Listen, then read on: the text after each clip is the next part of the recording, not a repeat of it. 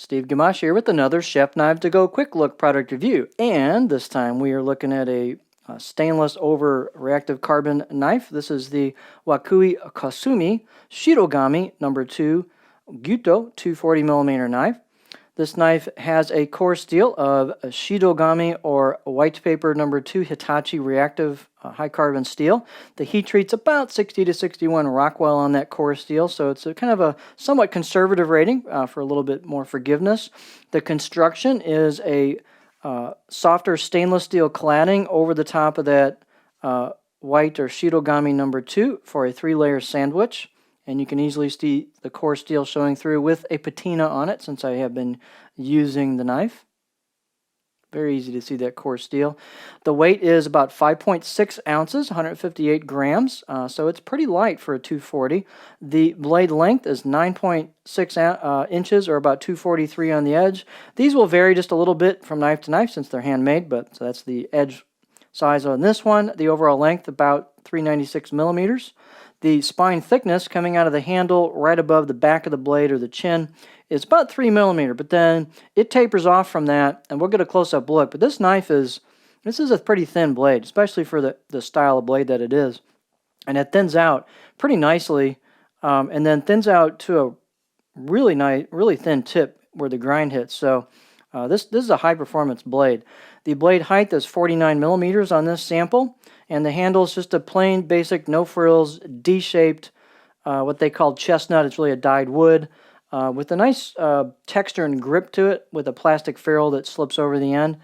There's a bit of a step between the wood and the ferrule. Some people do mask off the ferrule and sand that down just a little bit to kind of taper in there. You'll lose the dyed or stain on it, but if you like a little bit smoother feel, you can do that. The handle circumference is about 80 millimeters, or 3.15 inches, so it's a fairly substantial handle, but you've got plenty of height or clearance for board work on this. You've got a little bit of a space here where the back of the blade or the choil curves into the neck or imoto into the handle, and so there's some space there for my finger for a pinch grip, so it's quite comfortable on a pinch grip. And the balance point on this knife, it's a pretty light handle, so the balance point is right there where my finger is, and it's just a small touch in front of my pinch grip, which is kind of good because this knife is quite light. So let's take a close-up look. I really like the finish on these Kasumi knives that they make, and they have hand-chiseled kanji. And then the finish, what I like about the finish, it's a brushed finish, but it's done horizontally on the blade, or longitudinally versus from spine to edge like a lot of knives. And one advantage of that, it's something different for one. It looks nice, but the second is when you clean a knife, you're using your cloth to dry it, and you end up drying this way usually, and you end up with scratches or light scratches. It's just part of using the knife, and then soft cladding. And this way the scratches go with the finish, so they really don't show up as much. So it hides the scratches nicely. This has a great fit and finish to it. It's not at the level of something like a Konosuke Fujiyama, but it's really done well. It's got some nice polish to the spine and some nice relief on the choil and the curve into the handle, so it's very, very comfortable right out of the box. The out-of-the-box edge was okay. The middle of the blade was not really as sharp as the heel or the tip area, so I had to definitely sharpen this thing out of the box. I'll give it maybe a 5 out of 4 or 5 out of 10 for that reason, but the steel sharpens up stupid quick and stupid sharp, and holds an edge reasonably well, but it's so easy to sharpen. So this took a great edge, got really stinking sharp for me. You can see the core steel showing up. And I want to emphasize again that this knife is quite thin. It surprised me how thin this was. It's not a heavy, thick, stiff knife. It's got a little bit of flex to it. But I'm going to put it in the quasi-laser category.